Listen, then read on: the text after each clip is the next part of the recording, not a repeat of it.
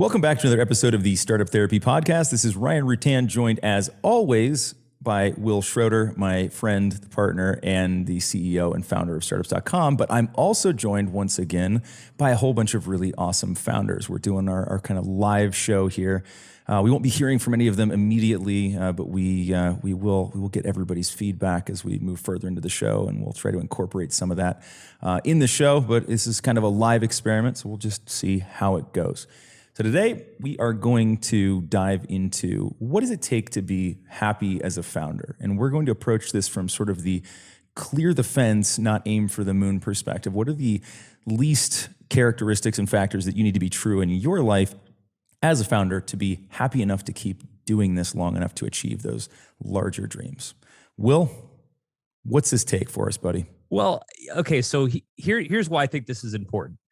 I think we've all got this super distant goal of where happiness is, right? Yep. And the problem is either it's largely undefined, which I think sucks, or we've got this concept that, boy, if I just had enough money, everything would be good, right? The old amorphous dollar amount. Having less of it makes things suck. So let's be clear, having more of it isn't a bad thing. Definitely helps.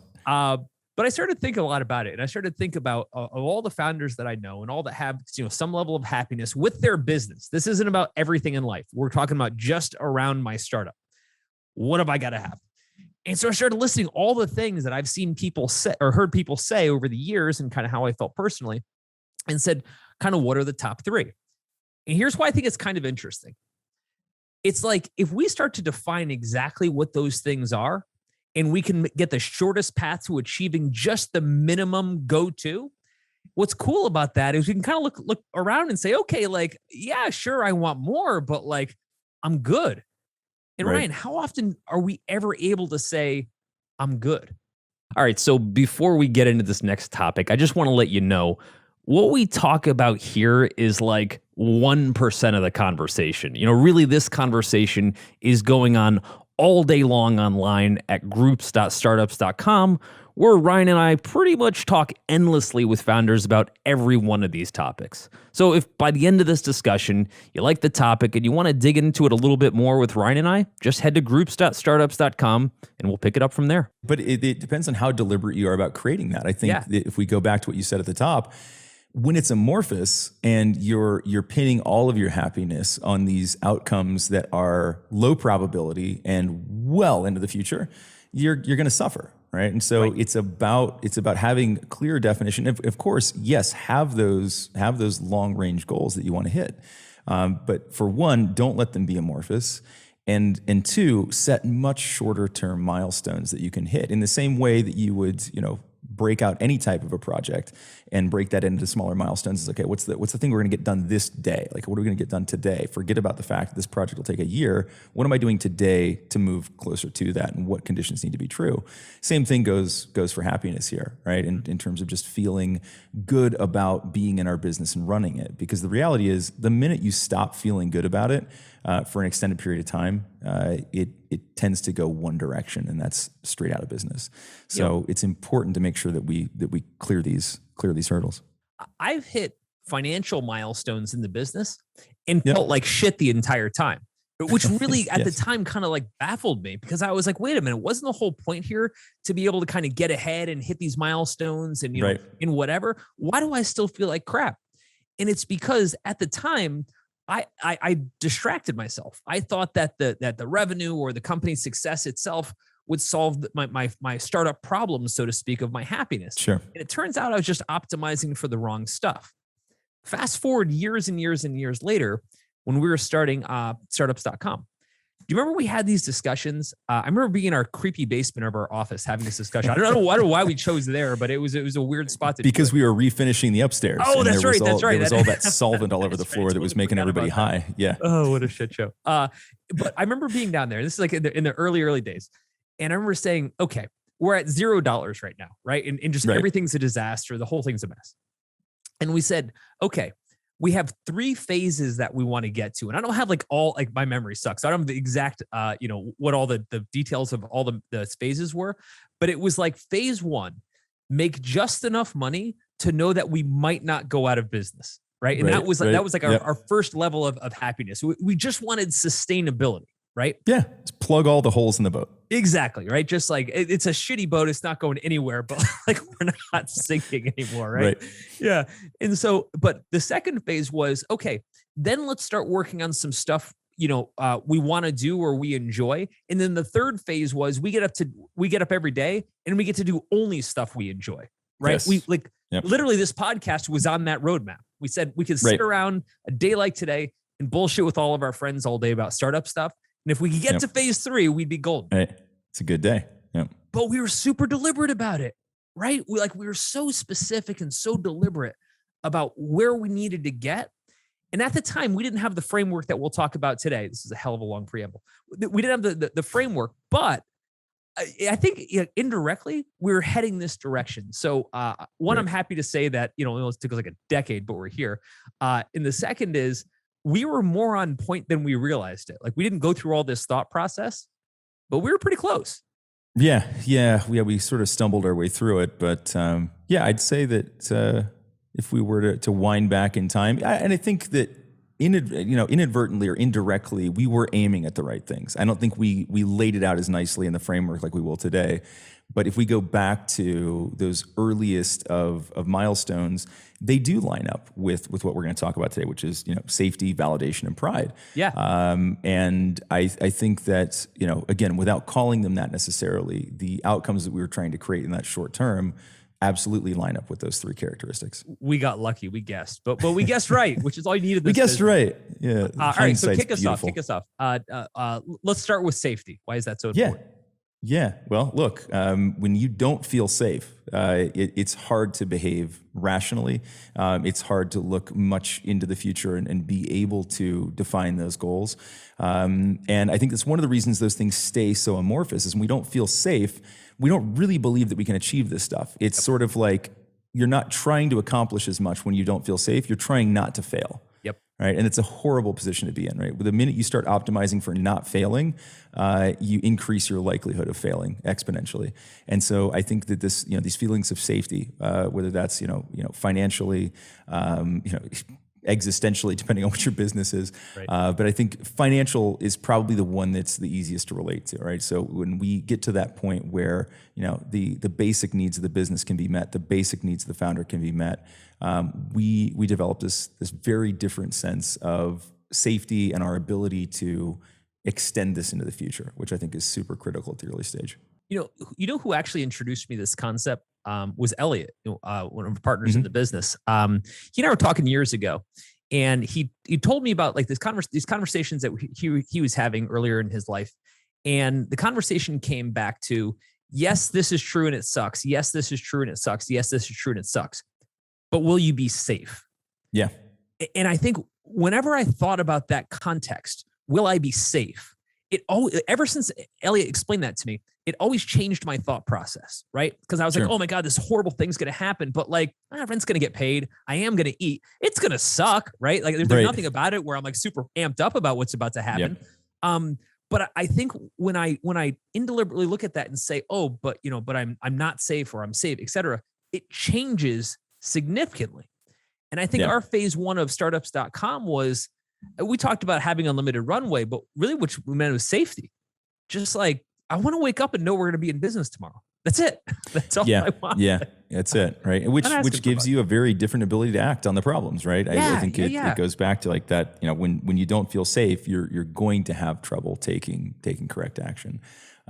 So what other types of safety are there? I mean, so like financial is the easy one, but what about competitive threats? All these other things that we do get worried about. Yeah.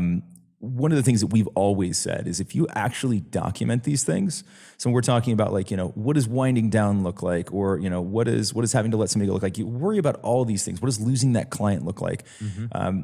And when we allow it to be amorphous and the impact to the business and to ourselves as founders to be amorphous, we have zero perspective on what we should actually do about it. When you document these things and you actually say, well, like, here's the worst case scenario, and okay, it's not awesome, but it's not as bad as I thought. That just tends to be the way it goes, right? We talked about this a couple episodes ago where as founders with, we're visionaries, we're great imaginative people. We can imagine the downside being far worse than it is, just like we often convince ourselves that the upside is much better than it actually is. So that sword cuts both ways. And so I think that, again, here, as we start to look at the reasons that we feel unsafe, if we're currently in that position where we feel unsafe, let's really clearly document, like, what does that actually mean? Like, am I actually unsafe, or do I just feel that way? And, conversely, you can also take that and say, well, now I can project that into the future and say, what do I have to do to make myself feel safe? And the reality is, just like we've talked about, in terms of what's a meaningful exit, it's usually not as much as you think, right? Right. How much money do you need in the bank to feel safe, right? We talked about this before. We joke about this all the time. It's like $10 million. People tell us $2 million, right? I could just live off the interest if I had $50 million, right? Okay, sure. But what would it actually take to just keep you safe right now? Like, what are your actual needs for, let's say, 6 months? Right. It's not $10 million. Well, that depends where you live, but yeah. Yeah, it's true. No, but you're entirely right. I think it's a few things. I think safety is just the comfort of knowing, to the extent that any of us can, that we'll be around to fight tomorrow, right? It's not always knowing that, we're impervious to any problem. Right. Sure. A big part of it is knowing that we've got the tools we need. So, for example, at startups.com, if shit hits the fan, something bad happens, we've got enough safety in the business to know that we can weather that storm and be around for the next storm. Now, we might get taken out at the next storm after that, right? But our safety begins by knowing that we'll be around. COVID happened, right? I mean, that literally is exactly what we're talking about, right? Yep. And it got gnarly, got scary for us, just like everyone else, and we made it through. We had enough resources, right? Not that we're Scrooge McDuck cash over here, but like, we had enough resources to kind of give us enough time to kind of figure this thing out. Now, if that kept happening or kept getting worse and the market crash and everything else, like, who knows? But our safety right now just says, hey, we just need to be safe enough so we can be around, to fight again. So that's one level of safety, right? Another level of safety isn't just financial. It's just, is there the right vibe between me and my partners, et cetera, that I feel like we're in a good, positive space, right? Sure. Like, so you, me, and Elliot and the real management team been around together for 10 years, right? Like, we know each other so well. There's a lot of safety that comes with that. For a lot of startups, that's rare. I've been in a lot of startups where it didn't feel that way, right? It felt very a lot different. of insecurity. Yep. Well, let me build on that. Think of all the players that are part of what we do, right? So in our case, we're not a funded company, but if we were, right, when I was a funded company and things weren't going so well, I didn't feel very safe, right? Yeah. Felt kind of shitty because I felt like there was this like evil overlord somewhere that we're gonna like press the Dr. Evil people die button. And my chair was gonna flip back into flames. Like I was terrified of what that outcome might have been. And it's hard to feel safe that way. And I think that's a key component. It is. But I mean, and we've talked about this in terms of like hard conversations with, partners, with staff, with investors, with, clients.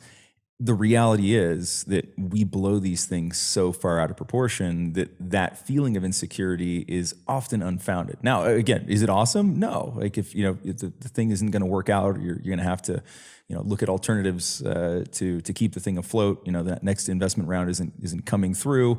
You're going to have the hard conversation with investors, maybe with staff. Not awesome. But again, like, are you actually unsafe in this moment? Is this something that's going to impact you personally? Is it going to impact the business? And, we've talked about this 1,000 times on the show, but there needs to be a separation between those two things too. Right. In terms of what impacts you versus what impacts the business. They aren't the same thing. I know we feel like that and it's hard to separate ourselves from it, but they aren't the same thing, right? A lot can happen to the business that doesn't impact the founder or doesn't have to impact the founder. Well, there's another side of it too, which is, if we don't define it, right? So you and I were talking about, kind of categories of safety and where you feel safe. What made this whole concept work for us, like at startups.com or us personally, is we were hyper specific down to the dollar and the minute that we are going to feel safe. Like, this specifically needs to happen. And if I can get there, we're good. So like, if I can make $5,000 a month to pay my rent, that's the number. The moment I get there, I'm not saying I'm done. Like, everything's perfect, but if I'm at $4,900 and I can't pay my rent, that's not the number. So I believe in a lot of things we did well in retrospect, I don't even think we realized it at the time, is we were hyper specific about what these milestones were for us. And I Yes. rarely see founders that are hyper specific about these things. And that scares me because I feel like that's a lot of wasted effort, energy, emotion, etc. Chasing a goal that's not defined, which means you can never cross the finish line, which is a huge problem. Yeah, for sure. So let's move on then. Yeah, so of course. we've talked about safety now. Let's move over into validation and Right. why this is so important to the overall founder mental state. And it's not hard to see in our space, right? Like if you've met a couple founders, you've probably seen some people who were desperately seeking validation. You don't say. So, right. But let's talk about why that's the case first, Right. and then we could talk about what we do to achieve it.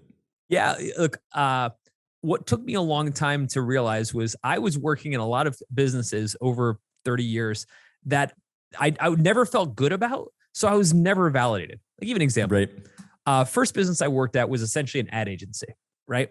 And it's any kind of professional services is by definition and often the most thankless profession ever. Here's how it goes, right?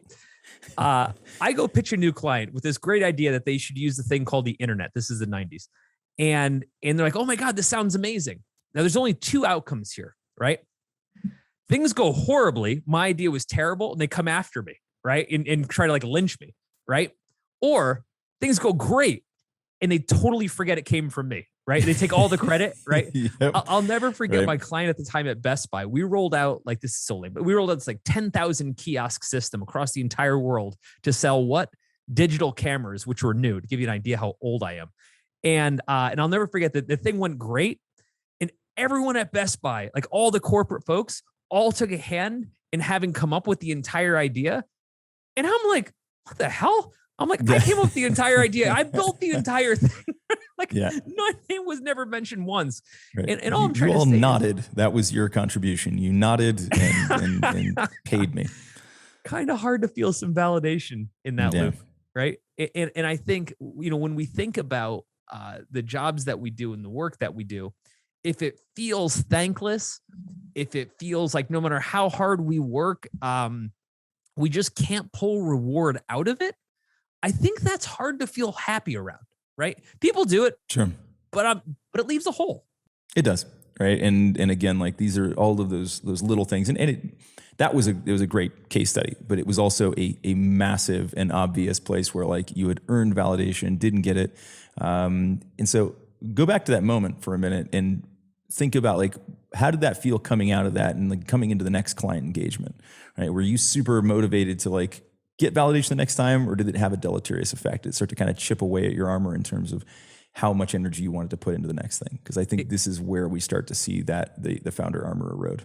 It was the first time I realized that validation mattered. Yeah. I didn't see it coming. I don't give a shit how many digital cameras Best Buy sells. Sorry, Best Buy, it was 20 years ago. But, like, that's not important to me. Right. What was important to me is, like, I put my heart and soul into that idea and all the work behind it, and took us a very long time to build this thing. And it was like, I had no way to, like, to take, like, any pride or validation from having built it, right? Like, it was almost like I created this amazing thing, and it was like I couldn't even tell anybody I built it. And so I think what I realized was, holy shit, I'm in a very thankless job, right? It pays well, right? And that's cool. But so I'm safe, right? And that's cool. That's important to me. But boy, I don't feel validated in my job. I feel like at this point, no matter how hard I work, I'm still going to feel like this. And I hated it. And so it totally turned me off. So I think your question there is spot on. Yeah, I remember going through something similar. We had digital agencies around the same time, and going through these long, I used to refer to them as satisfaction cycles, right? Which was to get the client to a point of satisfaction. I don't know that we ever got the clients happy because they didn't really understand. Like, going back to, I remember walking into somebody's office once and kind of explaining that we wanted to build a website for them. We'd been brought in by another executive, and we're now talking to the CEO. And I said, it's the internet. He's like, yeah, I think I have that here in my desk. And he pulled out, like, an AOL floppy. And I was like, yep, that's the internet right there, buddy. but so it was a weird time in general, but, going through these cycles where, it would take 6 months to a year to complete some of these projects and, over time, and the clients, being satisfied, paying and, getting what they needed. But to your point, like they were never coming back and like high-fiving the shit out of us, no matter how well things worked. We turned on commerce for people that they had no access to otherwise, and we got no thanks in return. And I did this. I was smart enough to do this twice, right? So after selling the first one, I repeated this process overseas and built another agency with remarkable similarity, just a different market. Sold that one, and then I decided, I was like, you know what? This, to your point, it was thankless, right? It was a loveless job, and so I said, I'm going to do something completely different, and I ended up starting a cafe, which arguably not a very cerebral business, right? Was following a pattern, wasn't a startup at all. It was just like, how do other people start these things? Okay, I'll do that too. I'd fallen in love with cafe culture when I was overseas, but there was something really damn rewarding about it because it was a very thankful job, right? I got a lot of validation. Somebody walked in the morning, pissed off and tired and angry that they had to go to the State Tower on Broad Street. I gave them a blueberry muffin and a cup of dark roast, and all of a sudden they were like super happy and thankful and chatting about their day. And it was crazy that like that had such an impact to how I felt about that business, right? And the energy and motivation that it gave me, right? I only kept it a couple of years and sold it, but it wasn't anything amazing or major that I point to in my career as like, oh wow, I did that. And yet it was incredible how I felt while running that versus how I felt while running the agencies, which made far more money and exited at nice multiples. The cafe did not. Exited, but not at nice multiples, right? But I felt amazing while it was running. Always felt happy to be there. Always felt motivated. And so, that little bit of validation, like even in micro doses of validation, right? It wasn't like people were writing letters to the editor of the press about how I helped them with that blueberry muffin. But getting it in that moment felt amazing, right? And it was an eye-opening moment for me that said, let's make sure anything I build in the future allows that type of interaction, allows that type of joy to occur within the interactions. And so here we are at startups where like the validation is pretty amazing, and getting to work with the people that we do is even more amazing. I agree. I mean, before I start crying, you talk, Will. It's funny. Like I was actually like tearing up a little bit. Like I was trying to like man and pretend like I wasn't, but actually was. I like this thing that we do. Right. When I wasn't getting validation, I got to be honest, I didn't quite understand what was going on. Like I didn't appreciate why something was missing. But what you just said, right? And actually kind of what kind of made me a little misty-eyed was a couple of days ago, I'd been helping out a founder through some really, really tough stuff. And then not last night, the night before, she texted me just this like long, incredibly sweet text about how much I helped her and how she was in a dark place and how she just needed someone to listen and all these things. And it felt amazing. Yeah. Right. I mean, we've done a lot of cool things where we've like, launched products and made money. It didn't feel like that. Right. Yeah. That had a feeling where it's like, this is exactly why I'm doing what I'm doing. Right. Yeah. Which goes back to the happiness component. Like, I think when our validation is aligned with what makes us happy and we get to do it in our job, and that's the whole thing we're talking about is our job, not the rest of our lives. In our job, nothing compares. And what I would say is I can't take that experience and put that genie back in the bottle, right? Because at this point, now if I were to go run an agency again and see how thankless it felt and all the lack of validation, right? I'd be like, fuck this, right? Like, I make very little money helping founders, right? It's sort of not the point. And the fact that I don't care is the point, right? Because the validation is so strong. It makes me feel so on point. And maybe at some level that's selfish that I'm helping people for the validation. And I'm sure it is, right? But it works, right? It's kind of works for them, kind of works for me. And I don't think it's quite that binary. I don't feel like it's a Pavlovian thing where it's like, because I'm going to get this reward of validation, I'm doing this thing. Because if we look back across what it took to get to the point where we can provide the help that we provide, there were plenty of thankless days and thankless hours and thankless months and years where things were significantly harder. I think that for me, one of the most amazing things was that as those first pieces of validation started to come through, that it somehow changed that entire history, right? It sort of rewrote the history of that was all struggle, that was all strife, that sucked. I was exhausted. And it just turned it into, that was just all the work that led up to these amazing moments. And that was a necessary part of this, right? So it sort of threaded the entire thing together for me. And the validation became, it worked retroactively, right? It applied itself all the way back to the beginnings of the company when things weren't as easy, and things weren't as fun, and the wins weren't as obvious. And so for me, it had an amazing motivational factor in that, and saying like, okay, cool. Now the next time something hard comes up, I know that's just the preamble for that future validation and being able to provide that value and have those amazing outcomes with people. Well, I think that kind of ties into what I'd say is the last point we're going to talk about a little, which is pride. Sure. Feeling proud of what you do.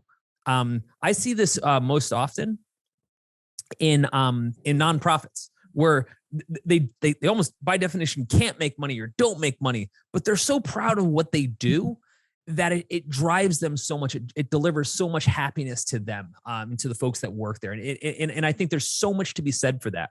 And I'm going to tie this very closely to what we just talked about with validation. I think pride is something you don't appreciate how much happiness it brings you until you have it, right? Yeah. And you can see it in front of you. I'll give you a counter example back to similar to my agency days. Yeah. Years ago, Ellie and I had started this company called affordit.com. I knew this is where you're going. Yeah. Could have called this one. Yeah. And we were so proud because we came up with essentially what is a firm today, right? Needless to say, it's not a firm. A firm is a firm. We were a firm before a firm. And so what we were doing is I had this idea that we could sell products for weekly payments. And Ellie and I went on this entire mission to go make that happen. And so we do this. And we have a huge first month. First month we launch, we sell like $500,000 worth of Xboxes and stuff for like $20 a week. Guess what? When you give people Xboxes for $20, they buy them. What a shock, right? Yeah. Now here's the rest of the model that didn't work out so well. They also don't pay you back, right? It's really easy to give them away. It's kind of hard to get paid back. Well, subprime lending on consumer goods is a tough one. At the time, I know we had thought this was this genius idea and it was going to redefine commerce and et cetera. And it sort of did, just not with us. But here's what happened. We were so proud of what we were building. And then, as you know, Ryan, whenever we do a startup, we're always in the front lines. We always run customer service. We always get involved in the product, et cetera. So I'm on calls, as Elliot is, calling customers who were behind in payments because I wanted to have a conversation with them and I wanted to find out kind of where their heads were at, et cetera. Yep.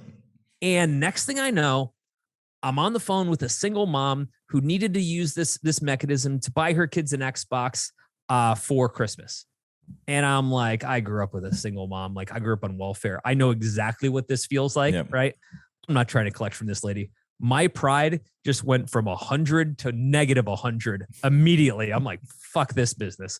Right. And what I'm saying is, even though the opportunity was there, the money was there, and I was validated by this business model working and everything else like that, the moment I couldn't feel proud of what I was doing, I didn't want to do it. Right. Yeah. Again, you contrast that, Ryan, to what we get to do here every day. And we're luckier than hell. It's our dream jobs, right? We get to sit around and bullshit with founders all day. It's awesome. And I'm proud of it. I'm proud of what we do. And I can't take that away anymore. I'll never be happy again if I don't have that as part of my craft. You know what I mean? Sure. Yeah. No, I think it's super important, right? When we feel like, because look, as founders, we have to be the evangelists of these things. And if you're not proud of what you're doing, how the hell can you evangelize for something? Right? It's impossible, right? And that permeates down. We talk about this all the time, but the founder sentiment is going to permeate down through the team. So if you're not proud of what you're doing, how are you going to motivate the teams to do what they need to do to make these things work? I remember it's almost 20 years ago now, when I had my one job, where I was running technology for a market research firm, and I had sold the second agency. It was basically an acqui-hire. They had us doing some consulting for them to help them figure out technology, and it just turned out it would be better just to go full-time hire. So there was a little acqui-hire happened, and through the course of that, I joined the business, and I didn't really know that much about them. They were a relatively large market research firm based in Europe. And, I knew what they did at a high level. I didn't really know who they did it for. And it turned out about 60% of our revenue came from massive tobacco companies. And I was like, well, shit. Right? I stepped in at this time. But then, and this was starting to become more of a problem. Like there was plenty of old guard in that company who didn't care. They were just like, people are going to smoke. We should help them find them.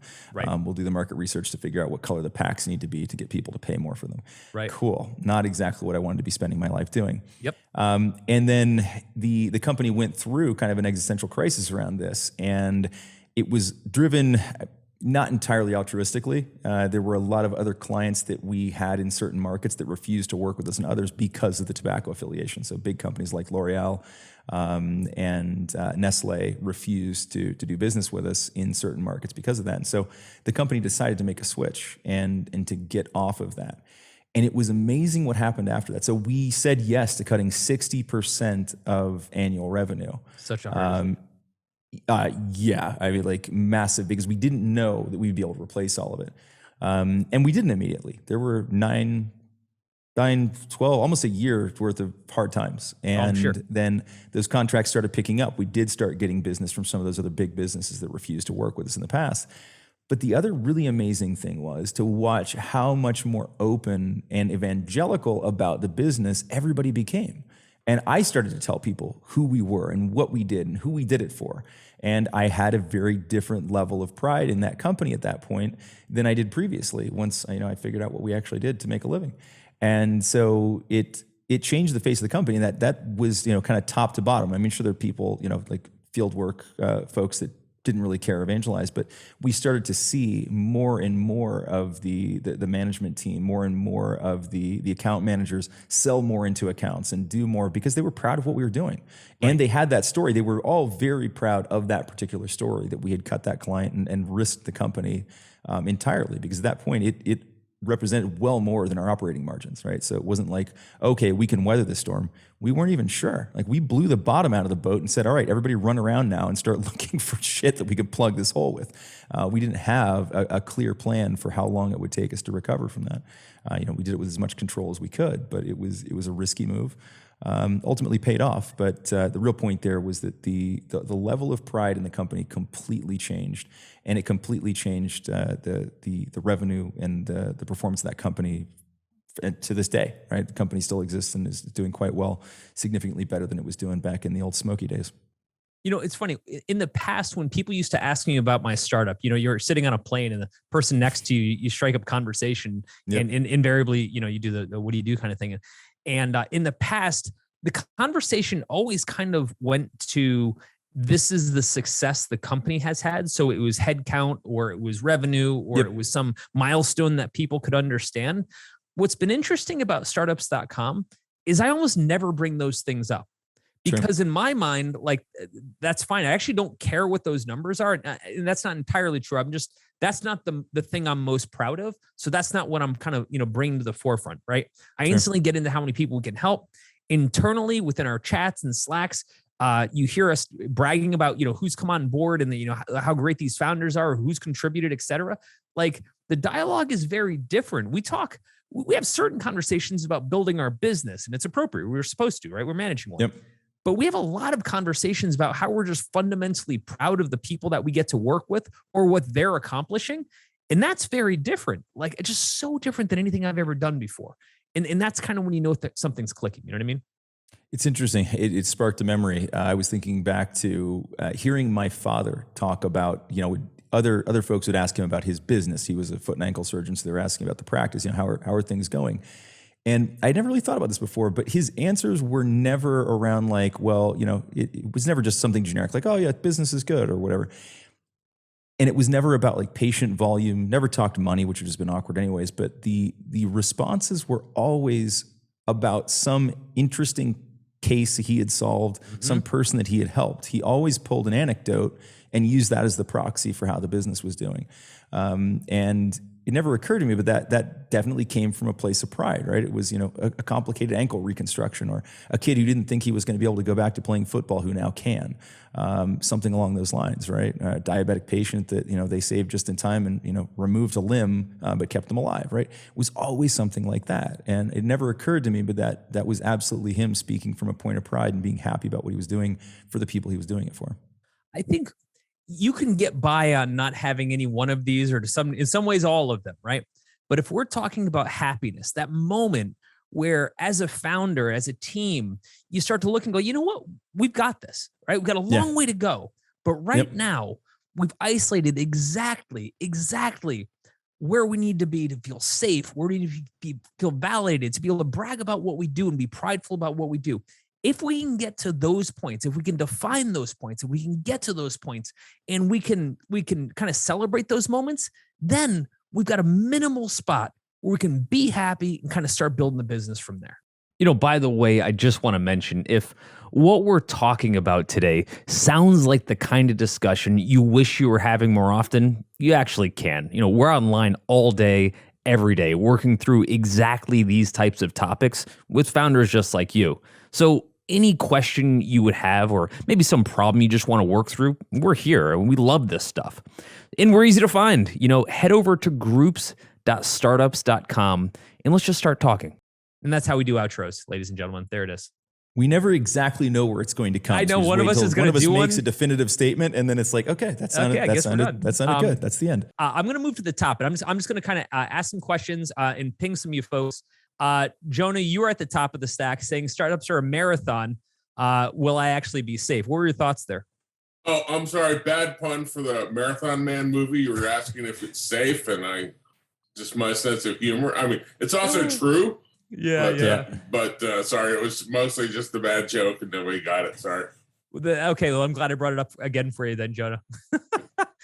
Mike, safety is an evolutionary function. Fight, flight, or freeze. When you feel safe, you can thrive. What made you say that, Mike? Yeah, sure. So I have 20 years prior to recently starting up my organization in the classroom and as an administrator.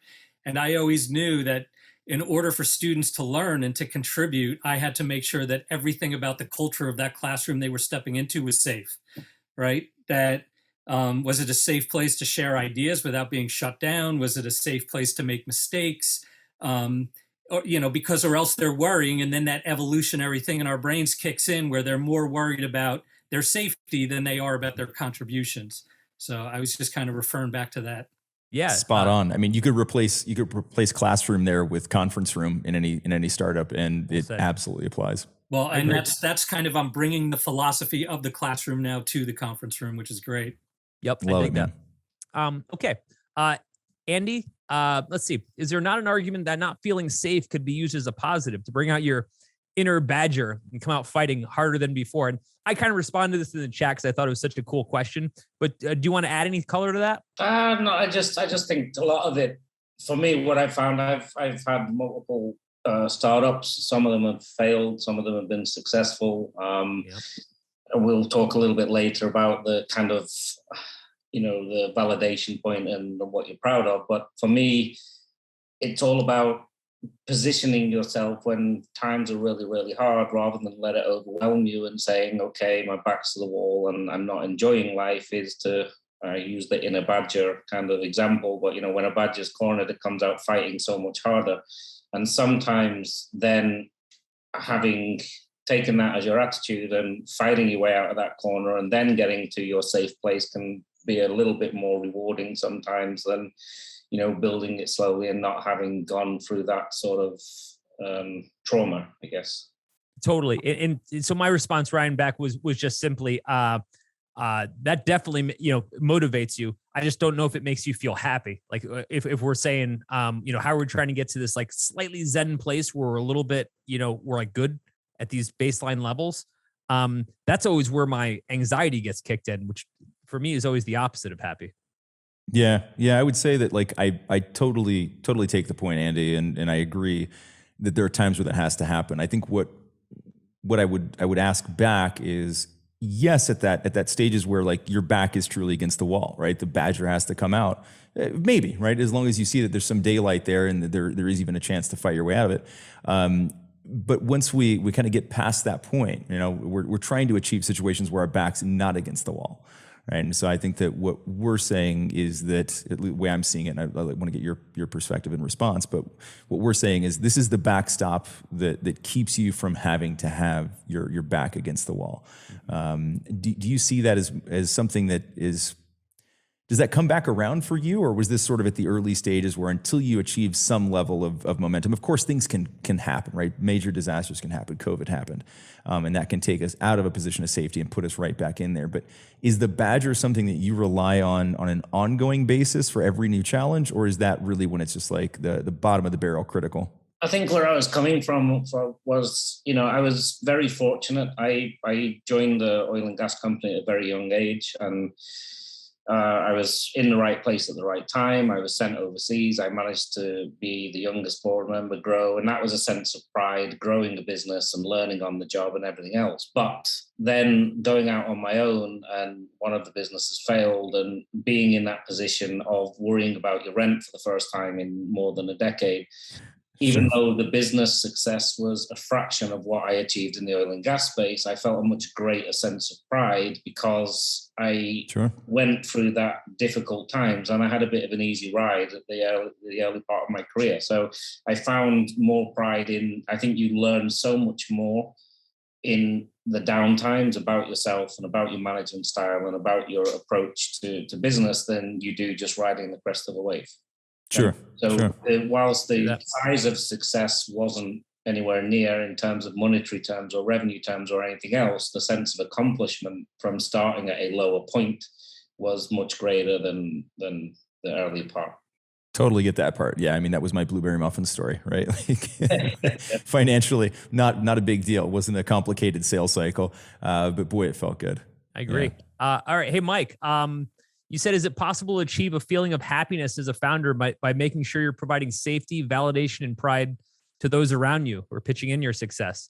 My only thought before you respond was, so long as I'm not the one getting buried in the process,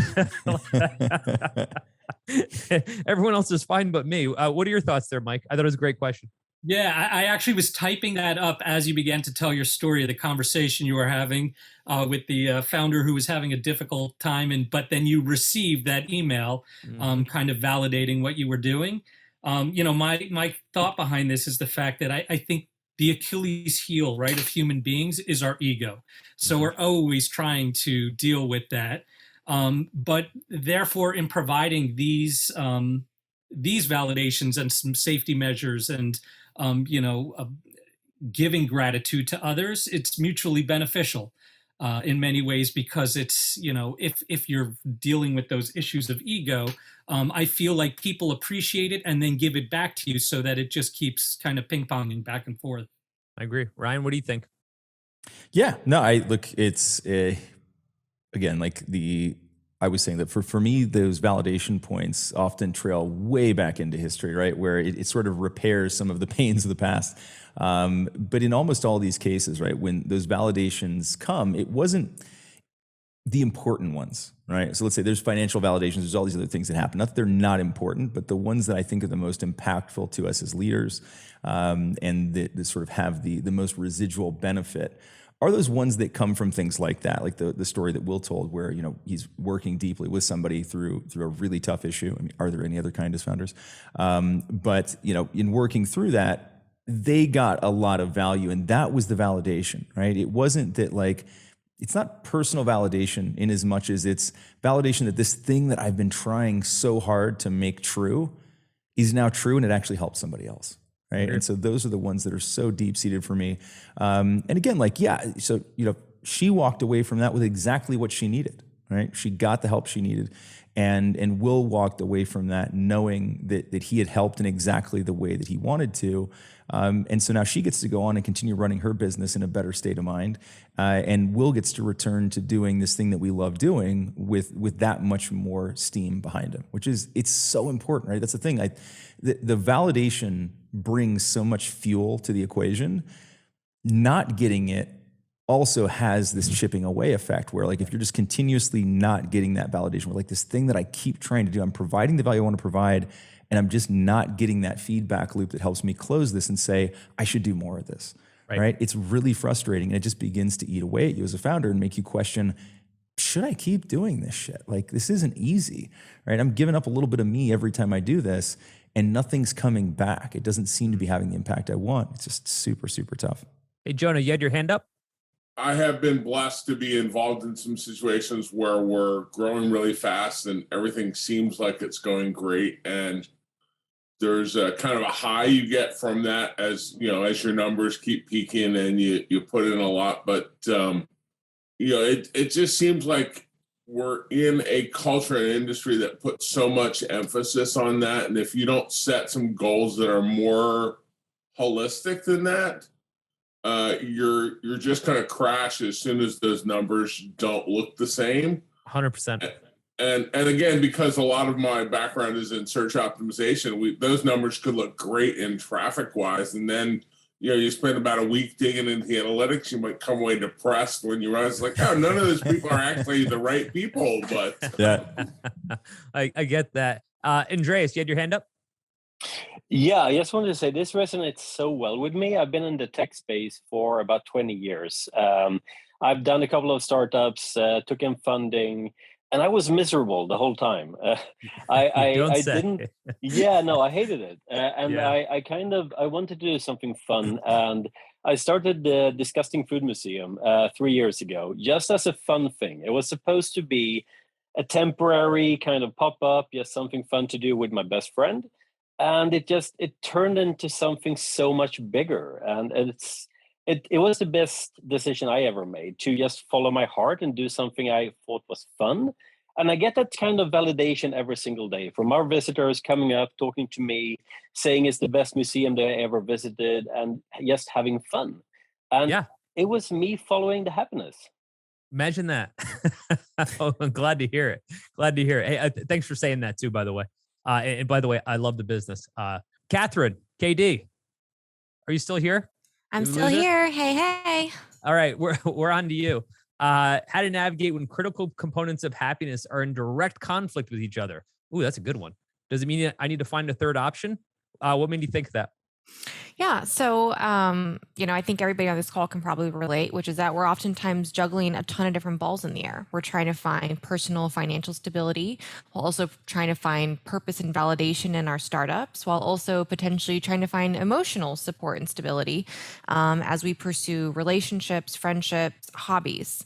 And sometimes it feels like what I need to do as a founder is work 80 hours a week on my business so that stays afloat and I feel purpose and validation. And then I need to work 40 hours a week to make sure I have financial stability. And then I need to have 40 hours a week to maybe occasionally sleep. And then 40 hours to, see my friends. And very quickly I'm like, exceeded the number of hours in a week. I think we've run out the number of hours in a week. Exactly. And so what I've been sort of grappling with is, A, is there a way to do all of these things? Or B, am I just putting myself in a situation where I'm doing multiple things poorly, and really I just need to kind of pause, take a step back and be like, there's got to be some other options. Because what I'm finding right now in my current situation is I'm juggling too many things, and I'm really afraid all the balls are going to drop at once. It's a good way to look at it. Ryan, I'm particularly bad at this. So what are your thoughts? So I think this is one of those cases where we got to lean back a little bit and say, which one of these should I prioritize right now, right? Which one of these is going to enable the others more? So if let's just stick to the three that we laid out today, right? And so it's not going to be the same for everybody, right? It's not, we can't say they're sequential. We can't say, well, just focus on the safety piece first. And then from there, you can build the rest of it. It may not be the case, right? It may be the case that you've already got a lot of pride in what you're trying to do, and that's sort of the superpower platform that you can build from. So it's never going to be simple, but I would say try to figure out, lean back and say, of these things, which one's going to put, more of a smile on my face when it's true? Right. So if none of these things are true right now, what's the very next one that I can get to? If I really don't feel safe. And so in your case, sounds like safety is actually the core issue. And I might be misreading that, but you're worried that all the balls are going to drop. So one of the easiest ways to avoid dropping all the balls is stop throwing some of them up in the air, right? Literally just focus on a couple things and figure out which one of those is likely then to be a self-sustaining effort, right? So for example, you get the business to financial solvency, so you don't have to worry about that piece of it, right? Or it can take on the place of the side hustle that you're currently working now to make ends meet. Right, so think through that, and look, this is not simple math. This is calculus, right? So it's going to be a complicated equation, but I think there's a ton of value in leaning back and saying, of these things, which one would help me most if it was true tomorrow? Knowing that it won't be true tomorrow, you're going to have to work to make it happen. But rather than trying to push, 5, 6, 7 initiatives forward at once, try to focus on getting one of them all the way across the line so that you can actually achieve the benefit of it. I've got a little sticky up on my desktop right now. It's there for a reason, and it's relatively recent. But Catherine, I can't help but feel like it sort of relates. And I'm just reading it now. It says, "If I run too hard, I'll feel 10% better, and if I relax and enjoy my life, I'll feel 90% better." Right? In other words, like if I just keep pushing harder and harder on this business and everything else like that, my life might get 10% better. But if I continue on this path where I'm not sleeping, where I'm just treating my health horribly, et cetera, it will certainly get 90% worse. And I don't think we really draw that equation, which is why it's on my desktop. And that's why I said when you asked, like, I suck at this, right? I have two modes. I'm either working too hard or I'm feeling guilty that I'm not working enough. And so in either way, I lose, right? And so I'm terrible at it. I feel you. Molly, I'm going to call on you next, but only when you put the card in park. I've been parked the whole time. Okay. I'm just kidding. Molly, you said it seems like achieving the goals of balance, safety, and happiness while honoring self, family, and community and avoiding burnout can be the antithesis to what it takes to achieve rapid growth. Feel you? Can we talk a bit more about the exacting goal of setting like $5,000 a month salary that can help motivate and balance both growth and personal health? Yes. The goal is what matters. Catherine, that's part of what I would have responded with as well is you already know what the problems are. Right now, you got to say, what's the minimum goal I need to get to? I think I used this example on some other podcast we did, but years ago, I was at this like founder summit and I met this founder who used to be in the British SAS and he used to be in close combat training. Close combat, not just combat training. And he had developed a practice munition, where you could shoot each other in real time and it wouldn't go through the skin, but it would hurt like hell. So you could get used to getting shot and keep running through it, which made him the coolest, toughest guy I've ever met in my entire life. He'd been shot 5 times, not at the same time. I asked him that dumb question. He said, no, idiot. 5 different occasions he had been shot. And he said, getting shot isn't what kills you. He said, bleeding out is what kills you. The reason I bring this up is because what he taught me, he said that the reason we keep people alive, and I use this metaphor in the startup, is he said, we don't focus on how we're going to get out of the room. I focus how I'm going to get 2 feet to that cover. And the next thing I focus on is how I get 2 feet to the next part of cover. And the next thing I'll focus on is how I get to the next 2 feet. That's what planning is like for startups. We can't plan on how do we get to the end. All I can plan on, because all I can control, is what do I get done today? Or how do I get to $5,000 worth of happiness as far as safety goes? It's my job to define hyper-specific, very near-term goals that are the most achievable goals. And people are like, well, they're not good goals if they're not achievable. You know what goals suck? Goals you never achieve, right? Because those are totally useless. It's okay if they're hard, but they have to be achievable and they have to happen in a very short period of time. So what all of this happiness, or I apply this to happiness, and I say, okay, I'm a neurotic idiot that's always worried about working all the time. What goal can I set so that today, by the end of today, by 6 p.m., I can feel a little bit more happier than I did this morning? And so, Motley, my response, I'm interested in Ryan's thoughts on this as well. My response would be, the goal setting around this is knowing exactly what makes you happy, and then saying, what's the tiny bit I can chunk off today? And it adds up. Ryan's leaving. He doesn't care about this anymore. Fun fact: his camera turns off every 30 minutes, and so that just happened. Molly, what are your thoughts? I have goals to achieve. I was off to get them done. Turn that camera off. What are your thoughts? Yeah, I was listening. So I have 2 kids and started my startup before the pandemic. And then, they're young, they're school age. I had to sit 20 inches from them for, the last couple of years before they went back to school. So that just blows. I feel you, Molly. That's like 5 shots blown into your startup body, right? Mm-hmm. Yeah. So anyway, and then sadly, my husband just got laid off this summer. So luckily, great severance. We're not freaking out, but it's like I pay myself a startup salary, so it's like, But I would totally agree with what you just said, Will. I live in the mountains, so I equate it to expeditions, and we listen as a family to a lot of expedition podcasts. And people that have something go wrong on an expedition usually survive because they're not trying to get back to base camp. They're just trying to get to that crevasse or that tree or that whatever. And so I have to, for instance, like swimming laps today, my swimming partner said, "Can you come?" And I said, "God, I have so much to do. Yes, I'm going to come for 45 minutes. I can't do the whole thing." She said, "That's fine. I'm busy too." So it was like, we only swam a mile. Guess what? That's a freaking mile more than I would have swam if I hadn't showed up. And I feel great. I'm going to be really efficient for the rest of the day, probably more efficient than I would have been if I hadn't come. So I guess I wanted to ask about goals, not making lofty goals that are unachievable, because that's just a downward spiral. But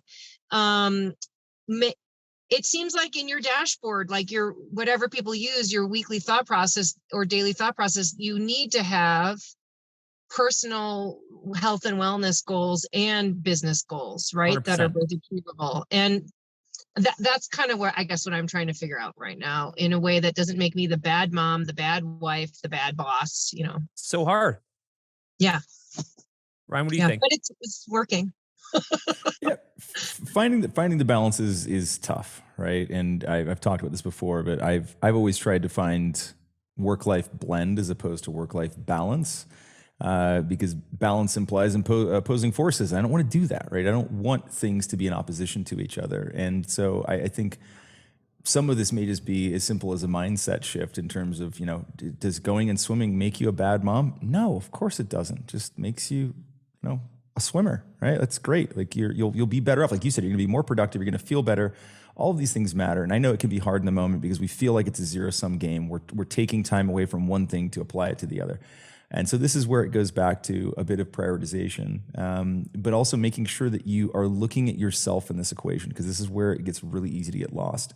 We're looking at the kids, we're looking at the marital relationship, we're looking at the business, at the employees, at all of these other things. We're part of all of that, right? Particularly as we get into the business in the early stages, as the founder, we are the damn business. So we have to take care of ourselves too. And I'm not going to get up on a soapbox about this, but I think that it is important to make sure that you recognize how important you are to all of this. And if you run yourself into the ground, who benefits from it? The other thing I want to key in on was something that you said in the chat itself, which was, is this incongruent? I'm going to paraphrase, incongruent with rapid growth. Do you need rapid growth? That's one of those really amorphous goals that we set for ourselves. I want to grow fast. Cool. To what end? At what cost? How big? At what cost? Right. So there's all of these other things that go into that, and so.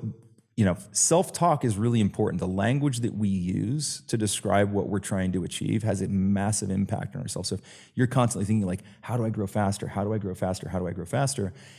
Be really careful about that, or be really careful what you're asking yourself to do, and make sure that you understand what are the conditions that would actually make that true. How will you know when you're growing fast? Right. It's kind of right. Like set a goal for that. That's actually part of the reason I put that in there, because I feel like the startup world is like, what's your hockey stick? Who invested in you? How fast is your growth? What's your return over last year? And I feel like we have a self-imposed rat race, and it's bullshit. And so I wanted to address that, I guess. Yeah. No, don't buy into it. Imagine if the same battery of questions were, when's the last time you slept? How's your health? When's the last time you spent time with your kid? How how good is your relationship at home? Right. Yeah. Imagine having to answer that battery of questions, right? Like very different. And yet that's kind of what's supposed to matter. And, you know, Ryan and I get a little bit of shit about this stuff that we talk about on this podcast because we're finally just kind of raising our hands. Ooh, sweet camera stop, Will.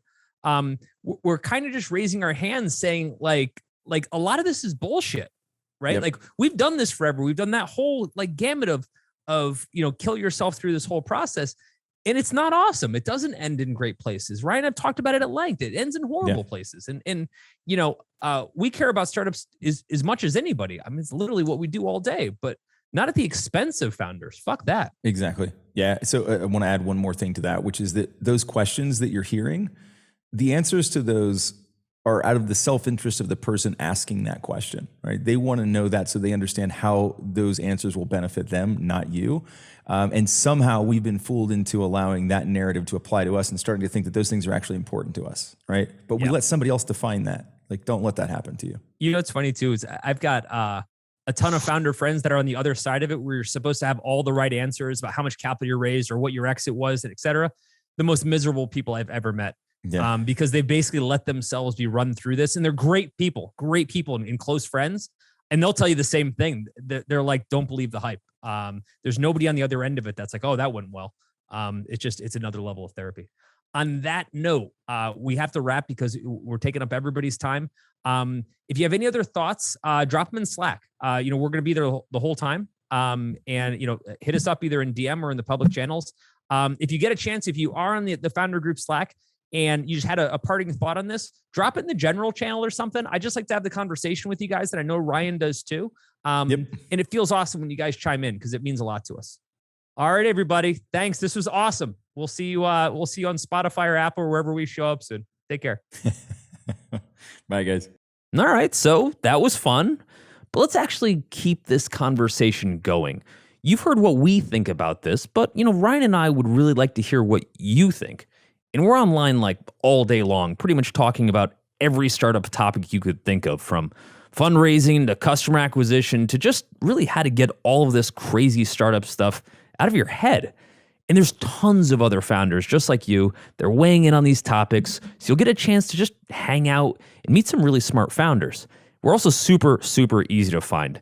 You head over to groups.startups.com and let Ryan and I hear what's on your mind. Let's get to know each other a little bit, and let's just start having more of these conversations.